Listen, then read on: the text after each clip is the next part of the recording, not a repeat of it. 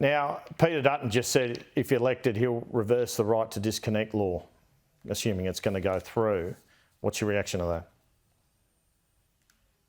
Well, first of all, they had an opportunity in the Parliament to vote against this being a criminal matter, and they voted to leave that in place, and that just shows they'll always put politics before the working people of this country.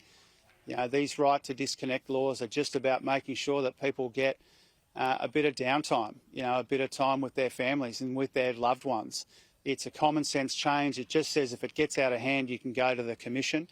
And it's all about recognising that our economy is changing, technology is changing, the workforce is changing. And we don't want people to have to be on call 24/7 and just to be paid for a fraction of that. So it's a common sense change. I know that there's a range of views. I know the Coalition will play their usual nasty and negative politics about it. But I think the Australian working people of this country know that we're trying to make sure that as our economy and our society changes and as work changes, we want people to be beneficiaries rather than victims of that change. And sometimes that means closing loopholes or doing the sorts of things that we're proposing with the right to disconnect. And just finally, you would have seen this incident involving Barnaby Joyce during the week. You yourself have said you probably overdid it on the drink before in an article last year. Do you have a reaction to this? Should he go from the front bench, do you think?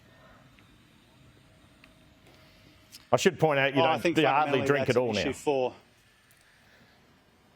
Yeah, I haven't had a drink for more than 4 years now, Andrew. I think that question that you asked me is really a matter for the National Party. I know that people will have a view about it. I know that people will have their fun with it. From a personal point of view, I don't like to see anyone in that state. You know, I find it a little bit disturbing.